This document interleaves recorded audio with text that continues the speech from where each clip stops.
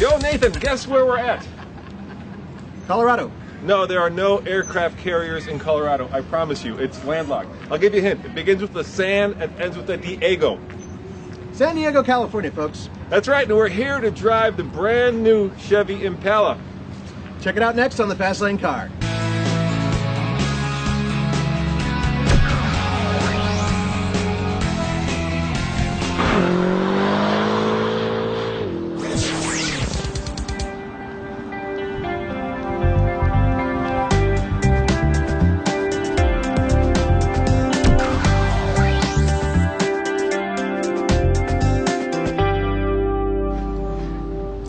Compared to the last Impala, this one has style. That's not very hard if you think about it, but they actually worked really hard at making this a nice looking car. And I tend to agree, I think it's great. Look at these character lines. They've got this one interesting one that leads all the way to the back door handle. My favorite part, this character line that leads up to the rear end. And you know what I like to do with rear ends? Oh, oh. It does have big haunches, Nathan, and best of all, you can get the wheels in 3 different sizes, 18s, 19s, and of course, 20s. And I like the 20s quite a bit, but the 19s give you the best of both worlds.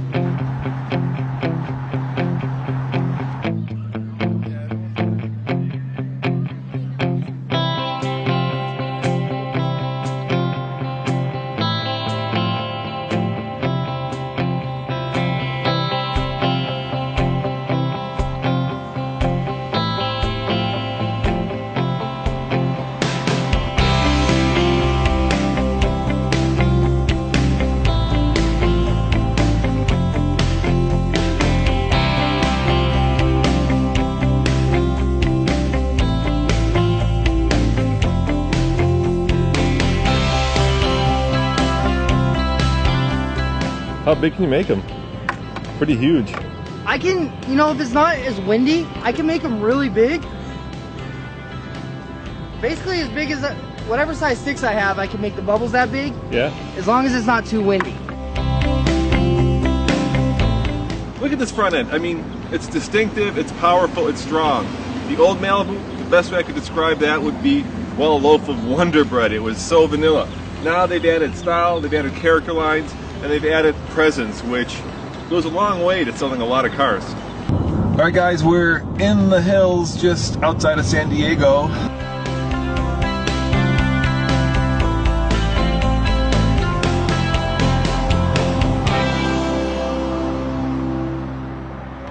And Nathan, obviously this is the flagship for Chevy, so it's not meant to carve canyons, but you're carving canyons. How's it feel?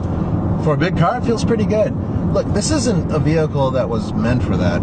It's a boulevard cruiser. It's for long distance. It's meant for comfort. But I'm taking it on these curvy roads. The steering weight is ideal. It's electric power steering. But in this particular case, the weight is good. The feel is not there. And why should it be? You're not driving a sports car.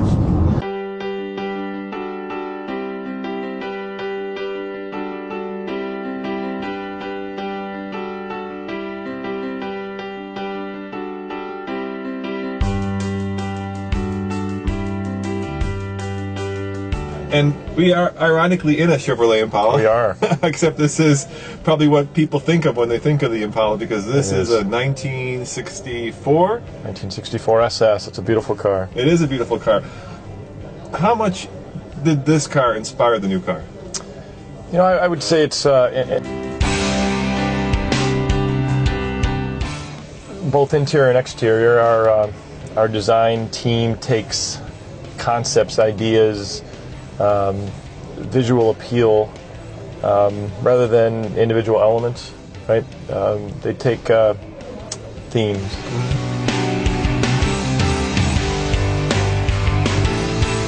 So if you're expecting kind of a European ride, what you're saying is this is more neo-American. Yeah. So kind of an evolution of that American big sedan feel where you're more comfortable on the highway, but at the same time, unlike the old Impalas, which, by the way, late 50s is when it first came out. This actually can be driven through the canyons. Yeah, it can, and it'll do whatever you tell it to do. And there's good power with the V6. There's going to be 2 4-cylinder models available soon. But in this particular case, considering the vehicles it competes with, which, Toyota Avalon, the Nissan Maxima, and there's like, what else? The Ford Taurus, of course, and don't forget the Hyundai Azera. Oh yeah, the Hyundai Azera. This vehicle feels from the inside like a more luxurious car. I would even go as far as calling this a discount Cadillac. I'm sure that's not going to be a tagline that GM wants to use. I know, but that's how I look at it.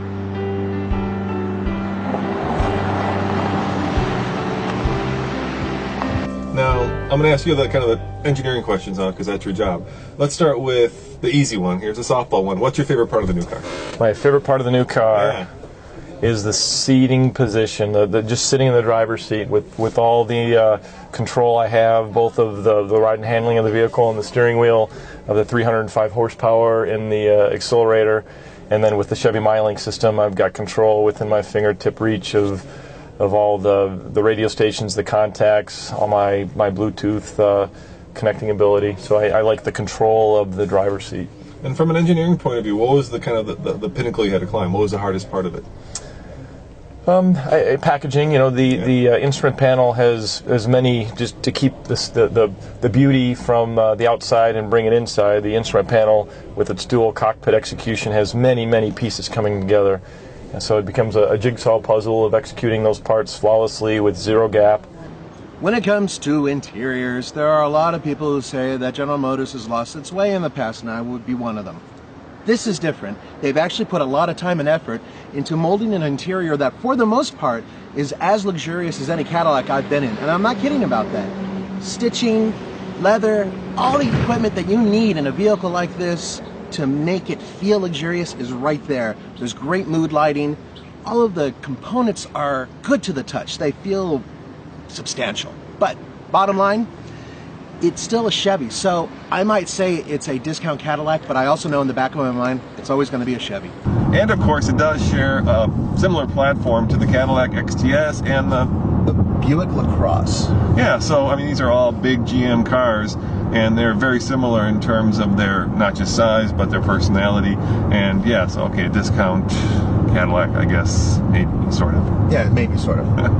I do like the interior. I think the GM has certainly upped their game. It's much more flowing, it's much more elegant, it feels much more contemporary. It doesn't feel like, the old model, let's face it, was the wonder bread of big sedans, right? I really did dislike the old one inside and out. We should mention the fact that last year, in 2012, GM sold 170,000 Impalas. But, here's the but, Nathan.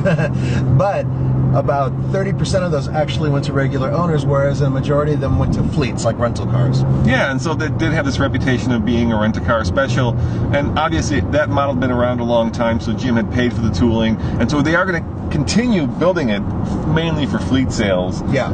As a business model. But this new car, they're saying, this is no longer a rent-a-car. This is a car that makes a statement. We're proud of it. It's good looking. It's expensive, because this car, the 6-cylinder, starts at right about $30,000 and goes all the way up to $40,000, which is, approaching Lexus and, of course, like you said, Cadillac territory. To be fair, the strategy we've employed up to this point was to sell a lot of vehicles, and the profit margin was very low. So we think we've offered a value proposition, that we have a lot of content in a visually stunning package.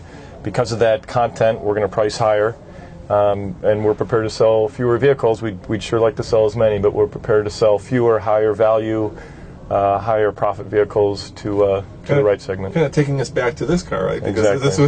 This was a car you would aspire to. Exactly. We believe we'll be an aspirational vehicle in a somewhat cluttered full-size car segment.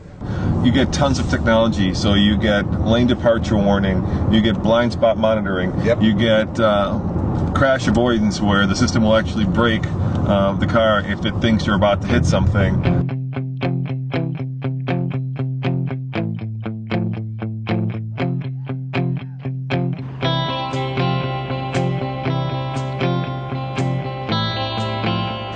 As always, we are of course driving the top-of-the-line model. This is a 3.6-liter, Nathan, and puts out 264 pound-feet of torque, and more importantly, 305 horsepower. It starts at about 30,000, and if you get all the bells and whistles, it can go all the way up to 40,000. But there are cheaper models, right? There are. It can go down to a little over 27,000 with the 2.5 liter 4-cylinder that's coming soon, and there's going to be a 2.4 liter e-assist that'll be there as well. Hey Nathan, do you fit? Yep, I fit beautifully. Yeah, it looks like you got a lot of leg room. You know, they made this car 1.2 inches longer overall. Front end leg room is 3.5 inches longer. Back leg room, 2.2 inches longer. It's really impressive. And check this out. It's rather small in the increment, but this is the largest trunk in its class. Pretty cool, huh? Dude, you could fit you, your family. Yeah, this is, well, as I said, it's one of the largest trunks in its class. Yeah, you know what? It's kind of warm today. Why don't you close that baby and let me cool off? All right, enjoy. Bye, folks.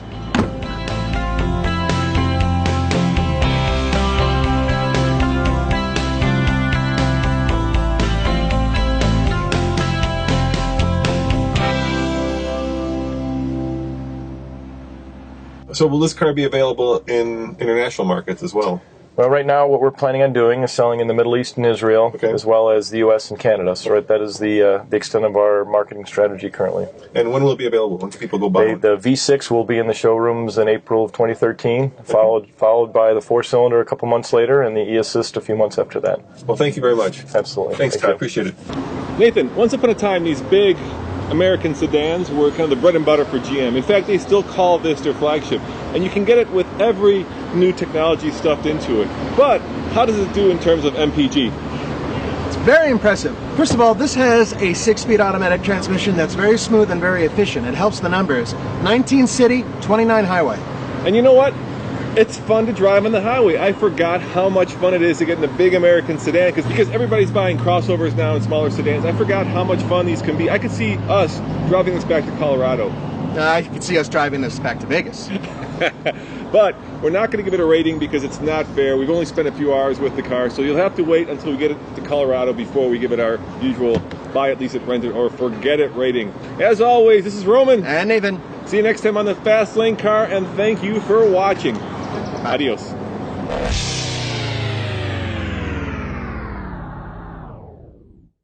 Nathan, I have a bit of a puzzle for you. Go for it. What do these two vehicles have in common? They're silver. Yes, they are. But did you know that the Lexus ES has been the best-selling Lexus for the last 15 years? Really? Yes. Did you know that the BMW 3 Series is not only the bread and butter, but the best seller that BMW has? Really? So we've got the best-selling Lexus, the best-selling BMW coming up next on another fun and informative TFL Car Mashup.